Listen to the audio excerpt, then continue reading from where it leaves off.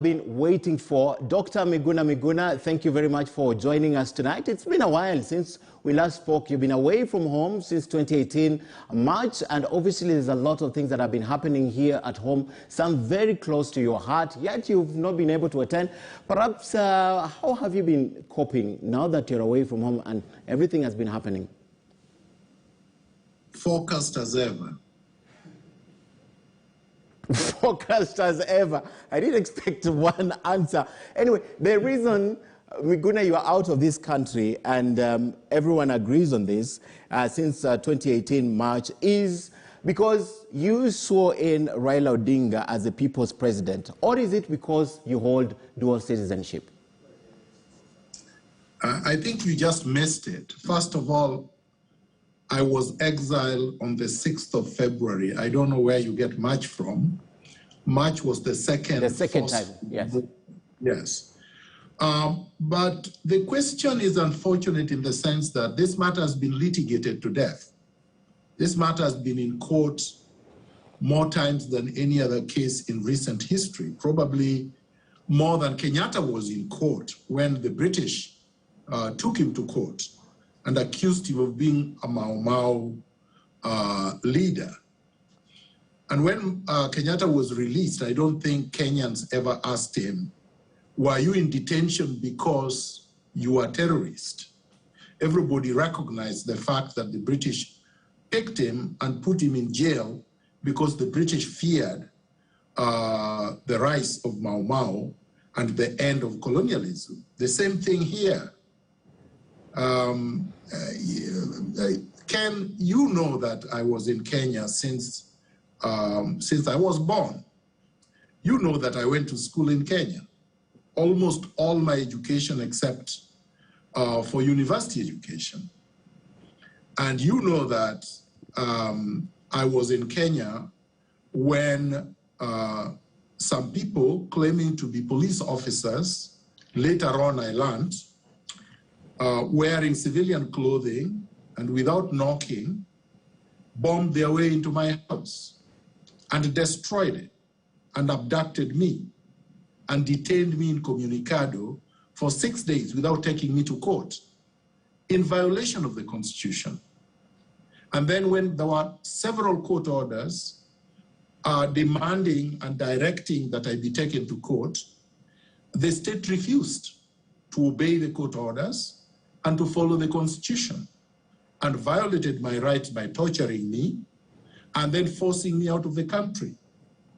So to then ask the question why the state has violated the Constitution, subverted the Constitution, and violated my rights, and refused to obey court orders, to then turn that around on me is unfortunate.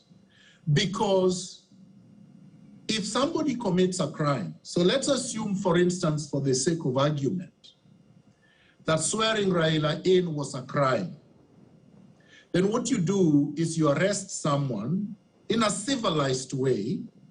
You come and arrest me, take me to court, charge me with whatever crime you have cooked up, and I'm ready to face the charges. Okay. They didn't do that. They could not even take me to court. So you should be asking them, if this man committed a crime, as you claim he did, why did you take him to court? And why haven't you followed or obeyed the court orders? Okay. Now, taking me out of the country and forcing me to go out of the country when I was born in Kenya, even though the Kenyan courts have ruled numerous times that I am a Kenyan, I never lost citizenship. Are you suggesting that all those foreigners on the streets of Nairobi and Kenya have been forced out of Kenya because they are foreigners? Okay. Even if I was. Even if I was a foreigner, are foreigners abducted at home at night, their passports are confiscated, destroyed, they are sedated, and put in planes when they are unconscious? Okay, Daktari. Like, that's just ridiculous. Exactly. And for you, yeah. No. Let me finish. Okay.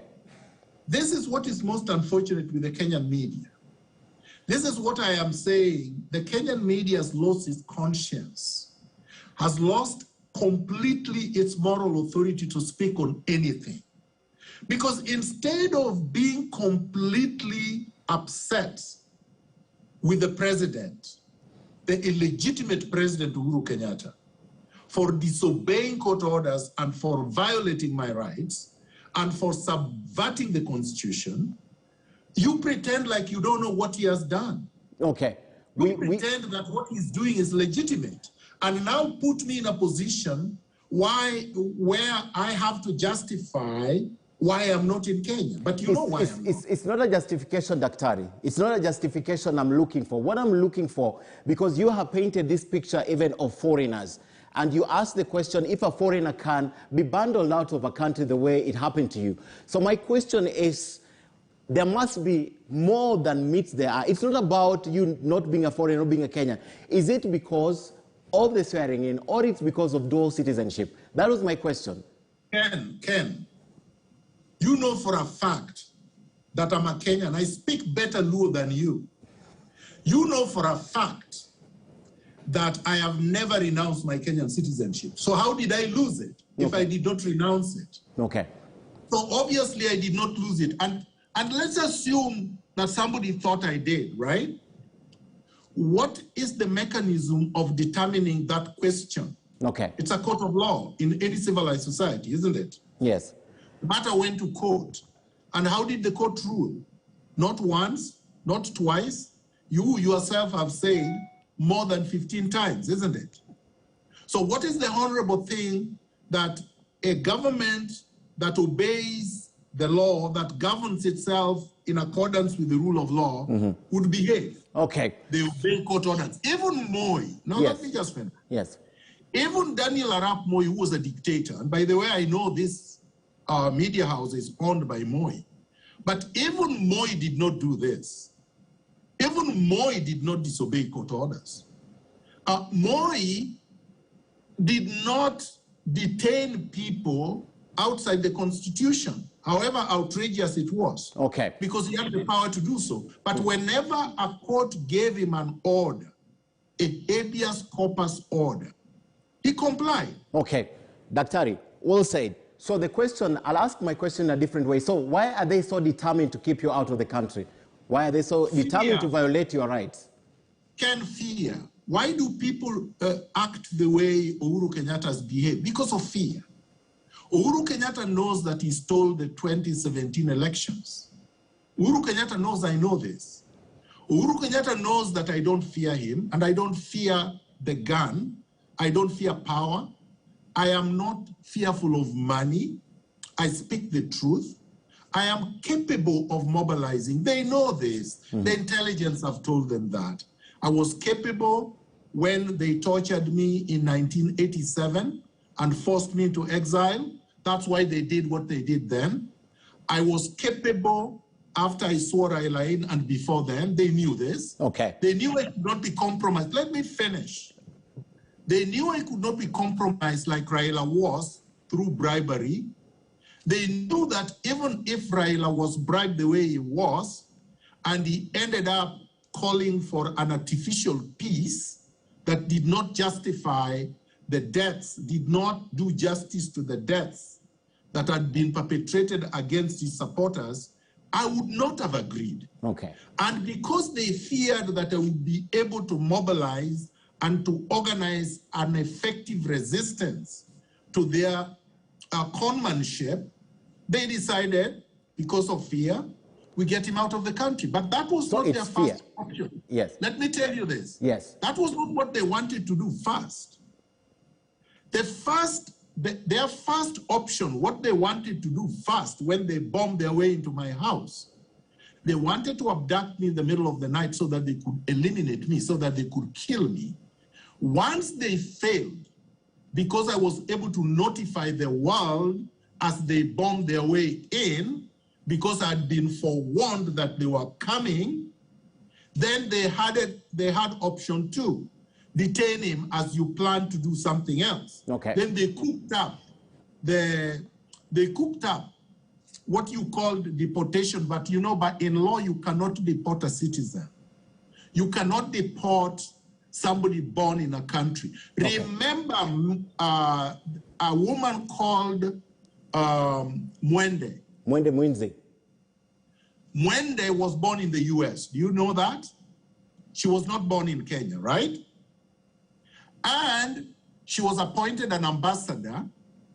The Parliament of Kenya said, no, you can't be appointed an ambassador until you renounce your US citizenship. She refused. Where is she?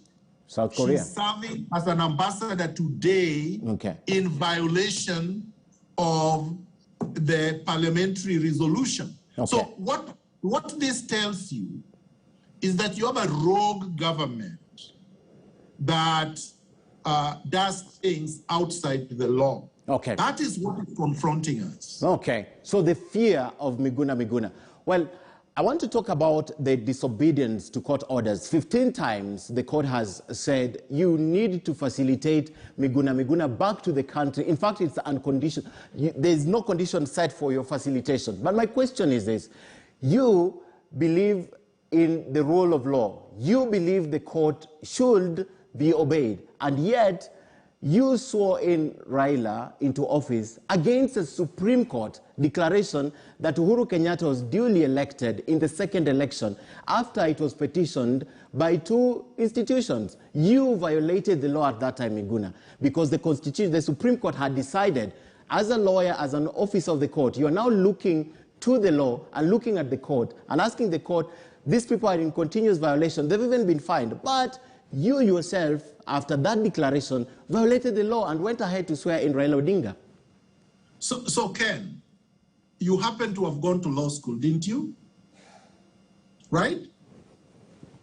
No, I'm asking you a question. You went to law school, right? I'm listening to you, Miguna. What law did I break? Tell me which one. Tell me exactly which law. No. Tell me which law, which statute did I break when I swore Raila in? Which law said I couldn't swear him in? Which one? Which section of the Constitution or provision of the Constitution says that I could not swear Raila in? Is that how presidents are sworn in Kenya? Is that how presidents are sworn in Kenya? So, no. How many presidents are in Kenya? We have president of the society, right? President of so many organizations. The head of the executive, Miguna. I'm talking about the head of the executive. Is that how they are sworn in? Because what you purported to do was to swear in Raila as the head of the executive. You see, now you are diverting attention. And no, I'm not diverting attention. You asked me a question and I'm responding. I warned you against this because I knew that this is what you would do. I knew that you would try to get away from Uhuru Kenyatta violating... No, I'm coming. We all agree he violated your rights and disobeyed court. We agree. We all agree, yes. You can't answer your own question, and I'm going to answer your question the way I want, not the way you want. Proceed.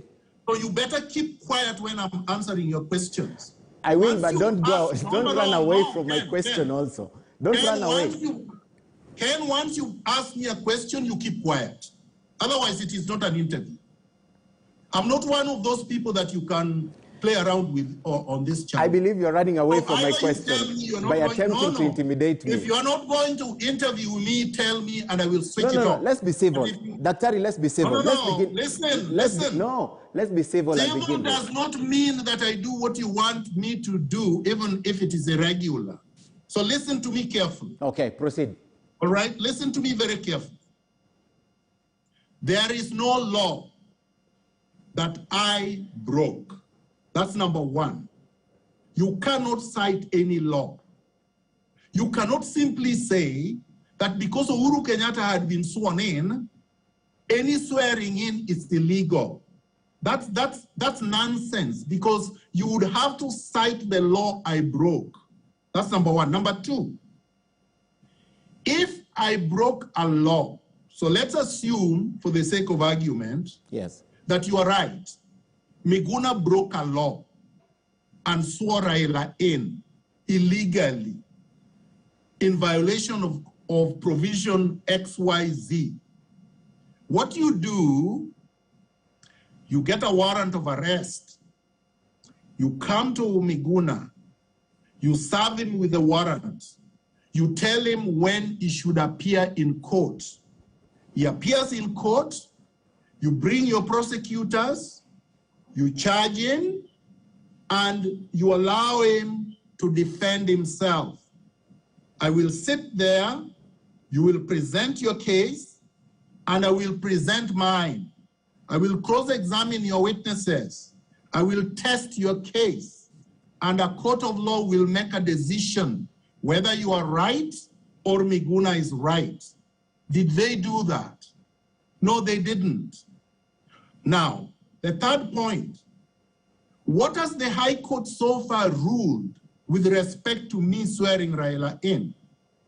The High Court, if you forgot, has ruled that there was no illegality in swearing Raila in, which means I did something perfectly legal. That's the High Court.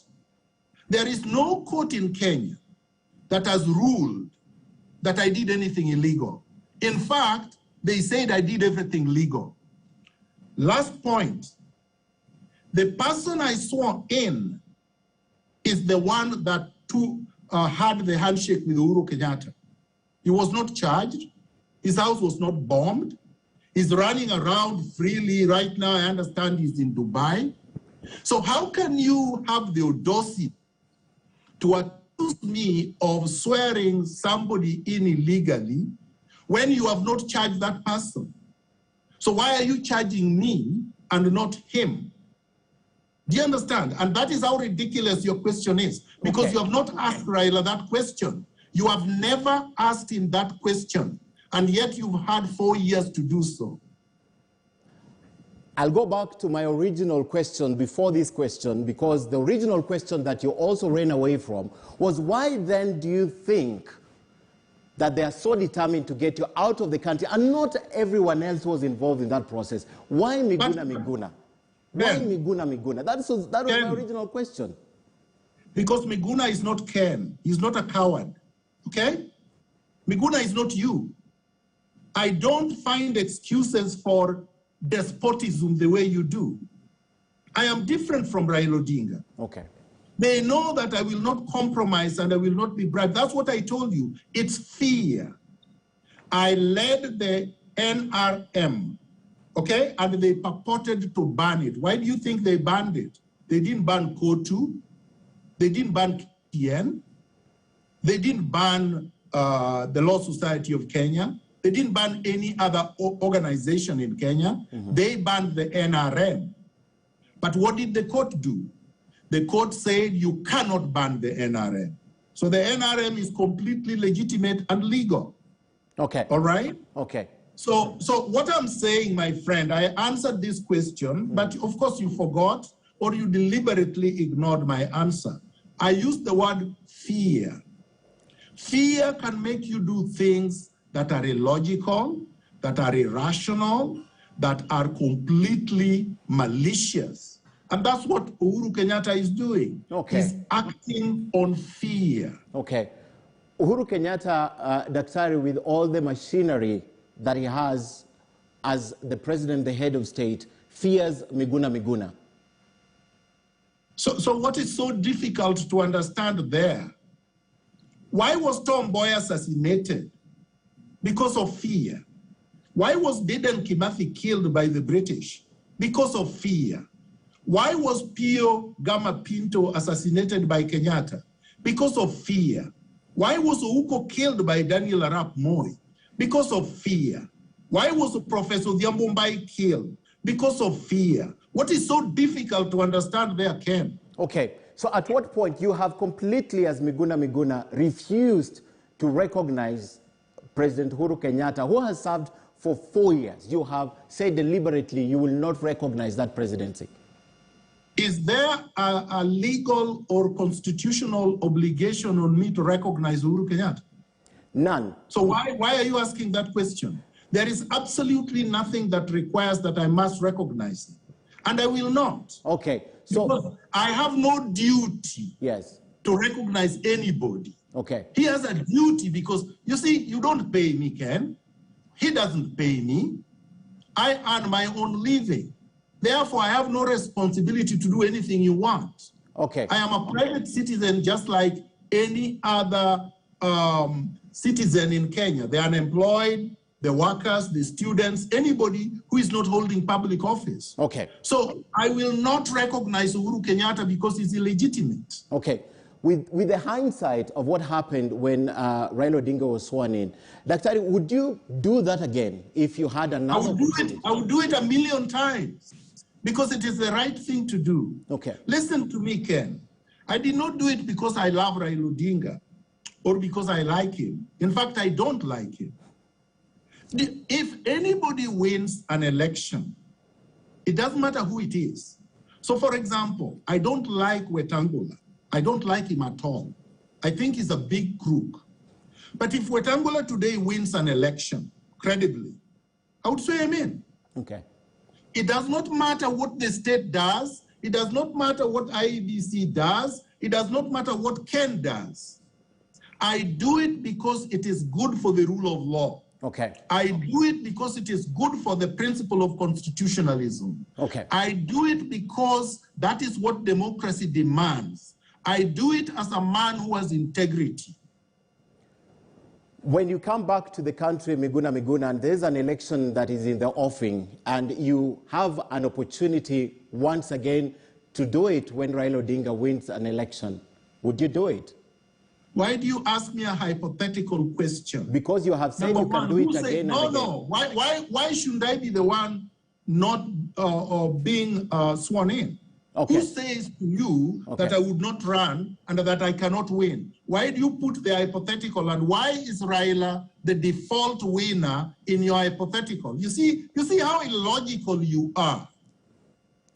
Okay. It's quite profound. The reason why I'm asking. No. I'm answering. You have to let me ask the question now, then you answer. No, you've already asked, and I'm responding to it my way. I'm responding to your question the way I want. Respond, then I ask you. I respond the way I want. Okay. It is quite profound that in your hypothetical, the only winner is Raila Odinga. And in your hypothetical, the only person to be sworn in is Raila Odinga. You see how biased you are. Why didn't you bring up anybody else?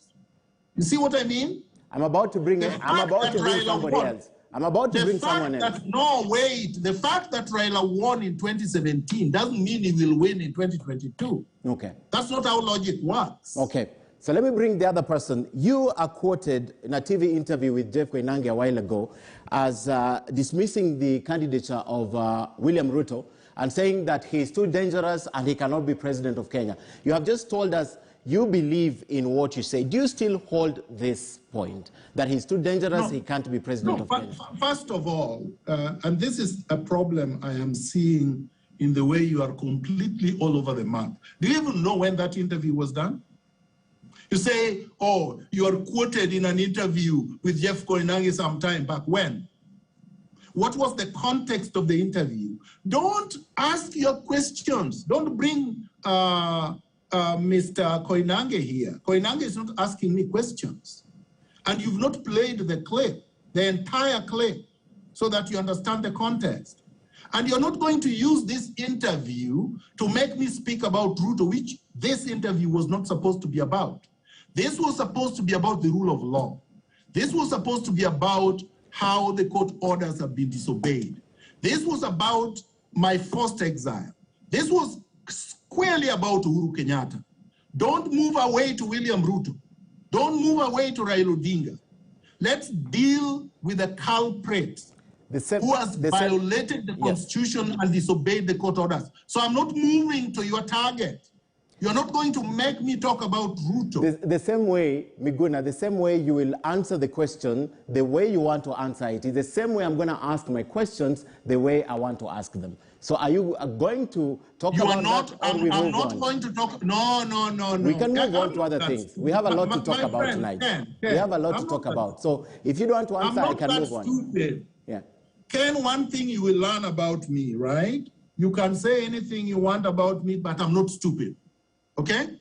So number one, I'm not going to fall into your trap of diverting attention from what we had agreed we were going to talk about. We discussed this, and I was very clear. I was very clear with your colleague, Sophia Wanuna, and I was very clear with you. I said, focus on the issues. You said you are going to talk about Dr. Willie Mutunga's announcement that he was traveling to Canada so that he could accompany me on my way back. And we were going to be able to talk about the rule of law. I'm not going to be diverted. So for the up-till time, focus on the issues we agreed to talk about today. I am going to focus on William Ruto any other day. Today I'm not discussing William Ruto. Today I'm not discussing Wetangula. Today I'm not discussing anybody else. I'm discussing Miguna, I think Dr. Willie Mutunga, yes. And the trip. My friend, you invited me to come here to talk about specific And I'm going to talk about it. We still have 40 minutes on the clock, Miguna. Why are you running away? No. We're going to talk about it.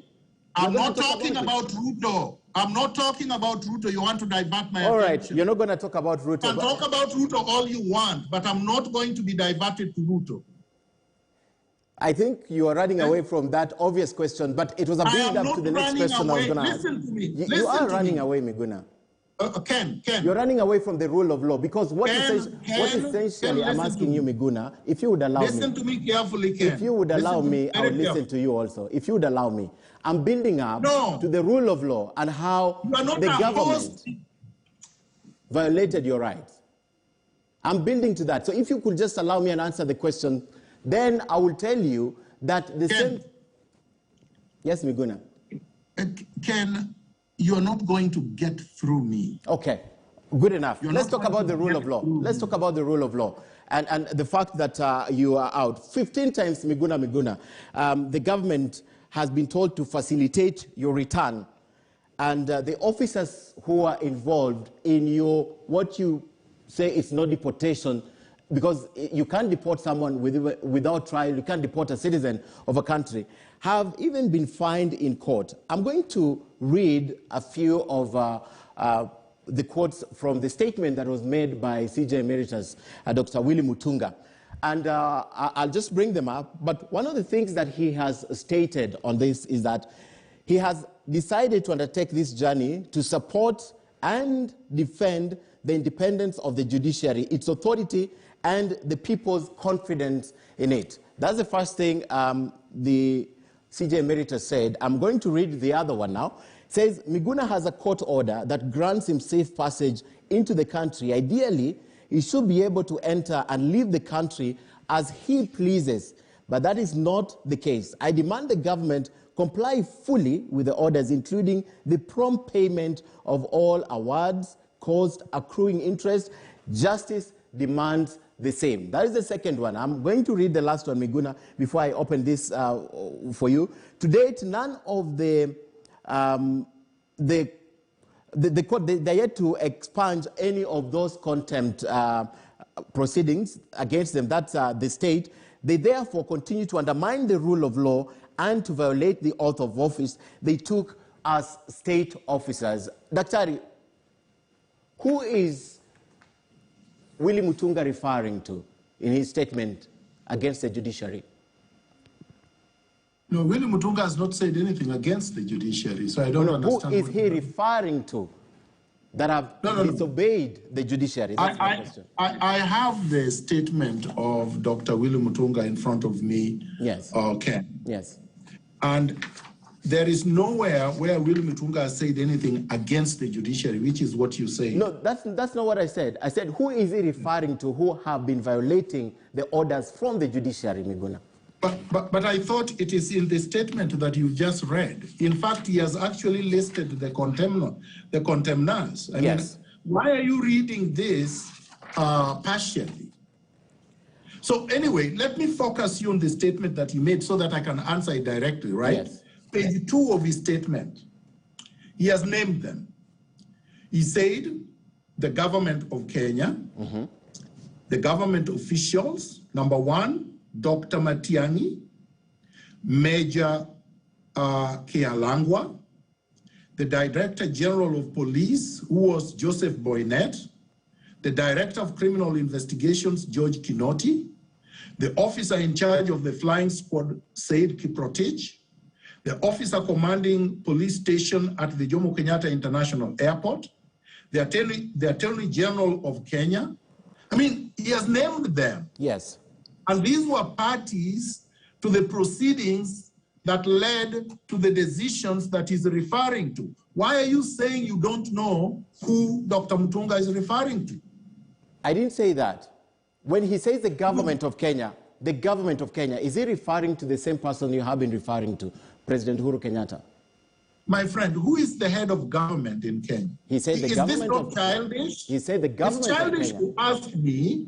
It's rather childish to ask me, who is the president of Kenya? Who is the head of government? Who is the head of state? Who is the commander-in-chief? Who ordered the people to break into my house? It's Despot Uhuru Kenyatta. What is so difficult there? So and I have had people, yes. Let me say this. Yes. I have heard people claiming that the word despot is an insult. It is not. It's an English word that describes an act by a person like him who disobeys court orders, violates the constitution, tortures, orders people's property to be destroyed, forces citizens to be held from countries, issues illegitimate, illegal red alerts to prevent them from coming in, and then refuses to swear in judges even when they have been appointed and there have been many, many orders. And then his name appears in the Pandora box and he said he was going to release a statement and does not do so. That's a despot. Dr. Willie Mutunga does not hold any public office. Dr. Willie Mutunga is a very respectable man in the country. I mean, so many positive things can be said about Dr. Willie Mutunga, but this journey he has taken, Miguna Miguna, on the 16th of November, do you see hurdles on the way of Dr. Willie Mutunga? If there were no hurdles, he would not be making the trip. And he has said that himself. You see, he's very capable of speaking for himself. And if you wanted to interview him, you could have. You are interviewing me. So today, I can only give you what I am doing, what this case is about. But okay, so let's go to your question, however misguided it is. Dr. Willie Mutunga happens to be not just a respectable Kenyan, which he is. Dr. Willie Mutunga is an advocate and has been an advocate for more than 50 years. Dr. Willie Mutunga has been a human rights activist. Dr. Willie Mutunga has been a political activist and a former detainee who has gone through some of the things I've gone through. Dr. Willie Mutunga happens to have been the first Chief Justice, head of the judiciary, and president of the Supreme Court of Kenya after the promulgation of the Constitution of Kenya 2010. That's a very important person in the world. Yes. All right? So he's not just like any other person. So when you say he's just like any other person, you are wrong. A former Chief Justice is not like any other person. And when a former Chief Justice decides that I'm going to do this, you better pay attention because the world is paying attention. Okay? So I don't know what your problem is with what Dr. Willie Mutunga has decided to do, because you can do the same. You can also say, Miguna, I'm accompanying Dr. Willie Mutunga to Canada so that we can make the trip, symbolically to show that these court orders have to be obeyed. All right? Remember that in Kenya today, the judiciary remains to be the only institution that is defending the rule of law, that is defending democracy, that is defending the Constitution. All the other organs of state have collapsed under the so-called executive and they are just like robots. They are told to jump, they ask how high. Parliament is completely under the control of Uhuru Kenyatta. All the organs of state, the Kenya National Commission for Human Rights, that should have done what Dr. Willie Mutunga is doing currently, is not even properly constituted. The commissioners are not there. it's probably left with a skeleton staff of 3 or 5 people.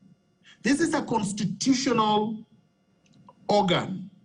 Then if you go to the police, which is supposed to be independent and was supposed to enforce the court orders that you referred to, you glossed over. For instance, Justice Chacha Mwita, on the 14th of December 2018, said Dr. Fred Matiang'i, Gordon Kihalangwa, yes, DC High Kinoti, the Attorney General, and all the others that we went through are not fit to hold public office. If it was in any other country governed by the rule of law, they would have been removed there by force, even if Uhuru decided not to fire them. Which means that today, as I speak with you, Matiang'i is not supposed to hold public office, should not be addressing press conferences, should not be spending any public money because he has been adjudged unfit to hold public office. And so is Kihalangwa. But what happened yesterday? Kihalangwa was appointed to head Kenya Power. And a lot of people, including the so-called activists, were clapping. That tells you how decomposed our society has become.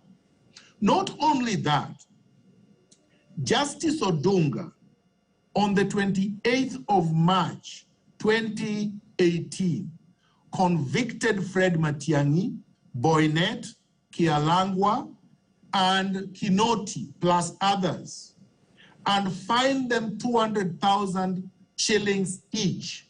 They have not paid, they have not gone to jail, they are still holding public office. I mean, this is a rogue administration. That's what it is. So what do you expect Dr. Mutunga to do? To accept that? To accept what you have accepted, unfortunately, that this is the order of things, these people are too powerful, nothing can happen to them. Okay. No, some of us, unfortunately, my friend, for you, fortunately for the country, some of us have decided that it does not matter whether we die in the process, whether we are killed in the process. The most important thing is the rule of law. Okay. Is democracy. Okay. Is constitutionalism. Is obeying court orders. Okay. And we are ready to do everything possible for that to happen. Miguna, the hurdles that I'm asking you, if you foresee them, is, for example, the same state still controls the entry points. The former CJ will come to Canada and will accompany you to Kenya. But the hurdles such as the ones you experienced at the airport, don't you see these hurdles will still be placed on your way? And how do you plan to deal with these hurdles this time around? Okay, so let me address your question. The British came to Kenya and occupied it by force, right? And all of you were slaves, at least our grandparents were. Did they accept it because the British had guns and were effectively controlling the country? No. Were some of them killed in the process of fighting the British? Yes. Did they think that they could defeat the British? No. But what did they do? They said it is better that you die on your feet than to die on your knees. What happened in South Africa? The same thing. Apartheid had nuclear weapons. Did Mandela accept it? No. How long did he spend in Robben Islands? 27 years. Did apartheid eventually fall? Yes. How about Hitler? Was he powerful or powerless? Very powerful. Was he ruthless? More ruthless than dictator Uhuru Kenyatta. Did he fall or not? He did. How about Amin? So don't give me this cowardly question about, oh, there are hurdles in front of you. Of course there are hurdles. If there were no hurdles, there would be no need for a struggle for justice. Okay.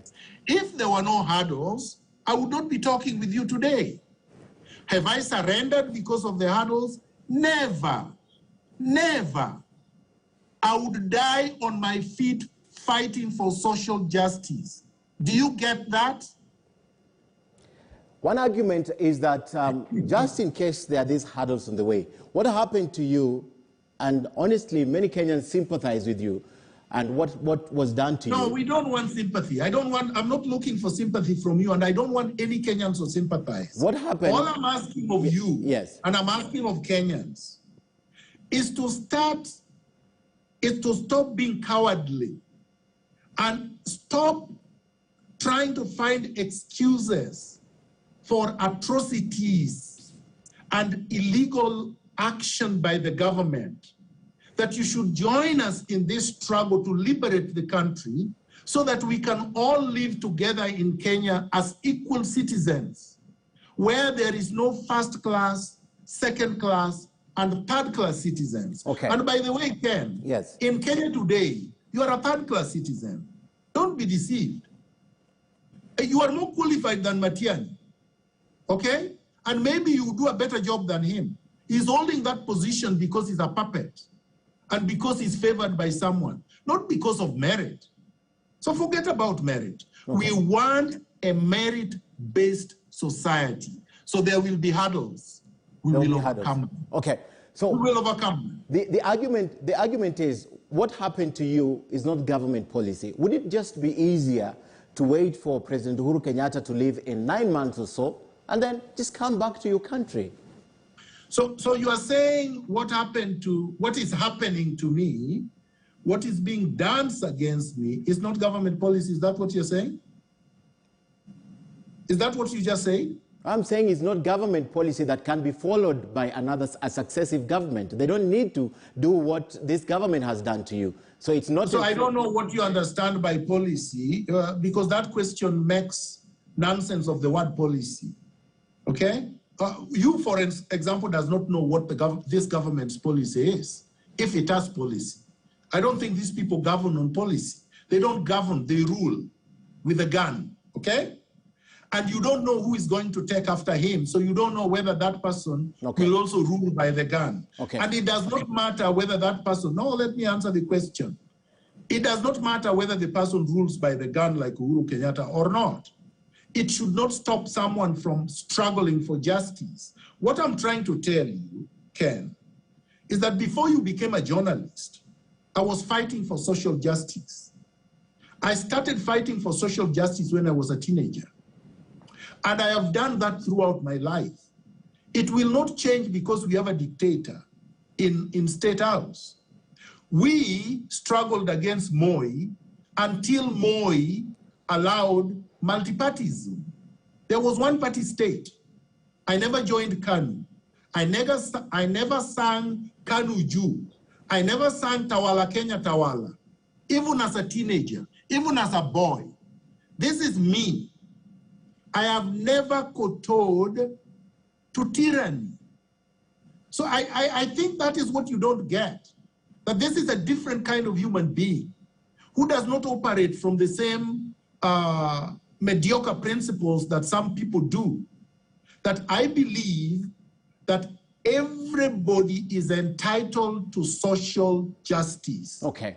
And I am going to die fighting for that. Okay. If it happens in my lifetime that we have it, so much the better. Okay. So if it happens that it does not happen in my lifetime, so be it. History will record that there once lived a man called Miguna Miguna. He fought for social justice. Okay. I will be satisfied. So, Daktari, I get it. This is about social justice. It's not even about Miguna Miguna as a person. It's about social justice, and that's the reason why even the former CJ is taking this up. Listen, as I said before, number one, you can talk to him, and he's already spoken to this issue anyway. He has said it. He has said there are two reasons why he's taking this up, right?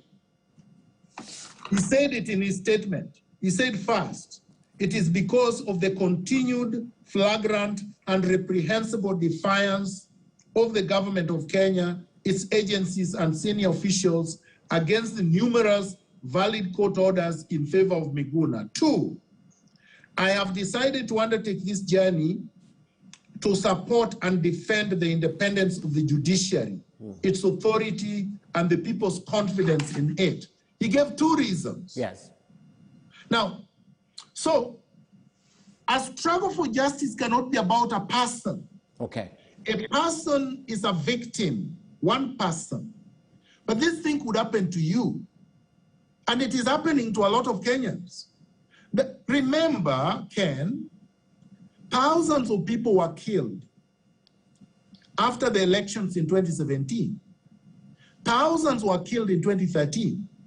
Thousands were killed in 2017, 2007, 2008.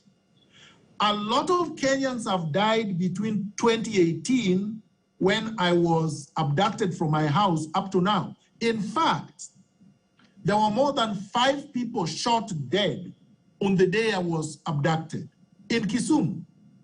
So this cannot be about just Miguna. This is about the rule of law. This is what I've said. Okay. But it concretizes, it finds symbolism in injustice being done to one man. And this has always been the case. Okay. Look at the Arab Spring. It started in Tunisia with a young man burning himself in public because of the atrocities happening around him, and nothing was happening. It has to be triggered. It has to find symbolism in something that is so outrageously unjust. Okay. But you can't reduce it to that. And honestly, I'm surprised that you don't think that injustice is all around you. That was not my point, but well said, Daktari. I want to end this topic, and you are Kenyan. There are a lot of Kenyans online who are asking me to ask you questions about what's happening in Kenya currently, and you'll just have to allow me the last 5 minutes to ask about that. Just your view as Kenyan, the same way you commented on the judiciary, because you are Kenyan at the end of the day. But I want to end this by asking you, Daktari, are you confident that this time round you will be home with your people? Ken, I think that is an unfair question. It's not about confidence, because in the end, I don't control the ones with the guns. I will continue to assert my rights. I will continue to demand that justice must be done. I will continue to demand that the court orders must be obeyed. I must continue to say, I'm a Kenyan. The court has said as much. I didn't even need the courts to say so, but the courts did. And I'm returning to Kenya. Okay. I wanted to raise some issue that I told you I was going to raise. Yes. You know, a lot of Kenyans are not talking about some of these things, but we have to. Look at the budget of Kenya. The budget of Kenya is over 1.7 trillion Kenya shillings, correct? Out of that budget, the judiciary gets less than 20 billion, okay?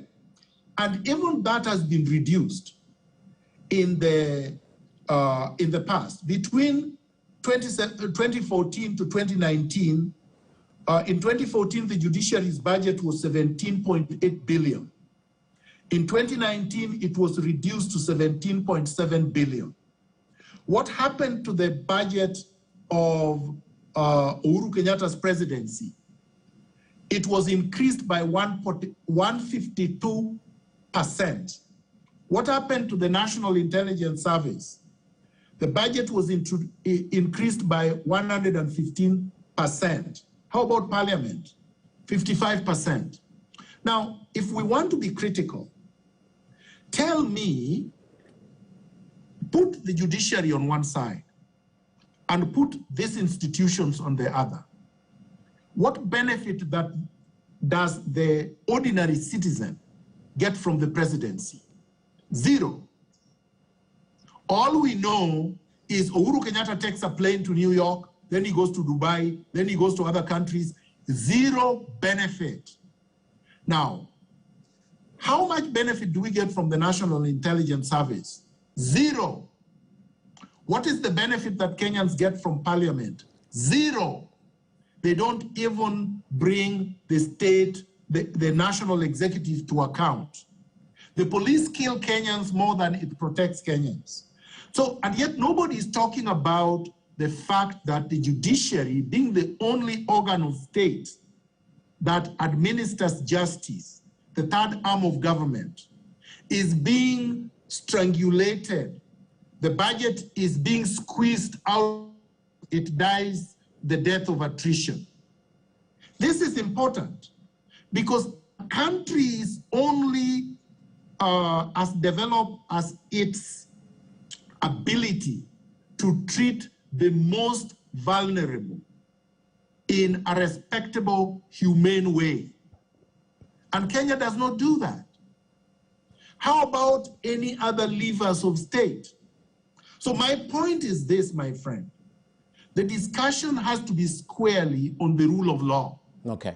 And you cannot have a rule of law when the judiciary is being starved of funding, the court orders are being disobeyed, and judges are not being appointed. Therefore, Kenyans who go to court cannot have their cases heard on time, because justice delayed is justice denied.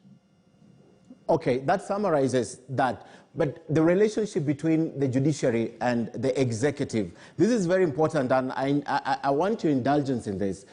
If you look at the successor of the former Chief Justice, David Maraga, Martha Koome, she came into a platform of change and things will be done differently at the judiciary. And one of the things that she said was that she has the ability to talk, to sit on the table and talk.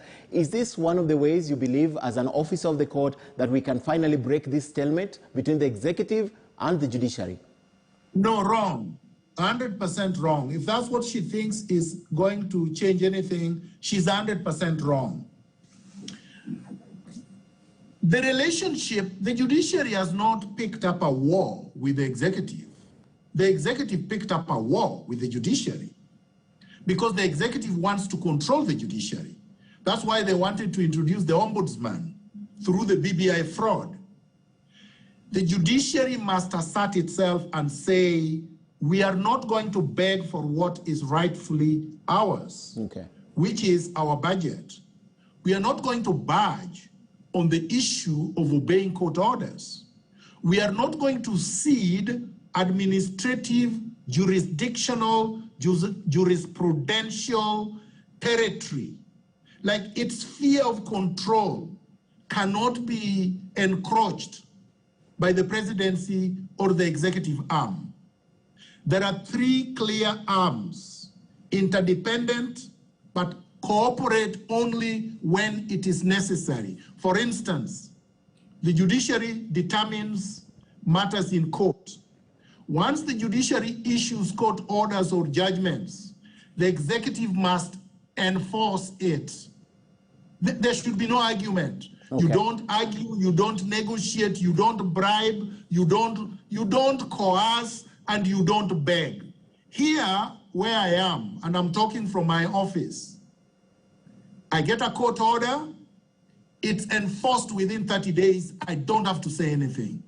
And if it is not done, I go to court and that person is locked up, no questions asked. So that's the way it's supposed to be. Somebody should not be telling you that you have to respect the president. Respect is not constitutional. Respect is earned, and it has nothing to do with the law. So if somebody wants respect, they must behave in a manner that will bring respect to them. It cannot be commanded. Daktari, I have a minute or 2 minutes. And my final question to you is, Kenya is going to an election next year. I want you to look into that election, and Kenyans who are watching you tonight, what must they look out for, or what must they look at when they're going for the election in the next year that will develop this country and get this country from where we are currently? First of all, there is going to be no election next year. It's going to be a coronation exercise. It's not an election. You cannot have an election when the Electoral Commission is not independent. You cannot have a fair, credible, and transparent and accountable election when the National Intelligence Service is the one that determines who the winner is. You cannot have an election, an effective election, when those who are supposed to superintend over it, for example, the CS for ICT has already said they are supporting Raila Odinga, and he's supposed to be responsible for the transmission of results. The CS for Interior, who is supposed to be in charge of the police, who are supposed to ensure that there is peace and stability and order, and that everybody is treated equally, has already taken sides, that he's supporting Raila Odinga. You cannot have a credible election. So therefore, next year, there will be no credible election. One person will be declared president. Other people will be declared losers. The ones who are declared losers will not accept the results, whoever they are, and there will be trouble next year. Okay. And people will have to take their decision accordingly. Okay. So I will not sugarcoat it. I will not tell you how peaceful elections will be. I will not tell you how orderly they will be. I will not tell you how credible they will be. They will not be credible. Okay. So whether Ruto, Raila, Miguna, Mijungu, whoever they are, is declared a winner would be of no consequence to me. Okay. So what we have to fight for is to have a credible electoral infrastructure and institution. We don't have one. Number two, we must overhaul our governance system so that the country is governed in accordance with the rule of law, so that people know that if you have a 5-term period to serve, you serve the country. When that term ends, you go home. Okay. Daktari, asante sana. Thank you for coming to our show tonight and speaking to us. Looking forward to the 16th, and let's see what happens. Before we end the show tonight,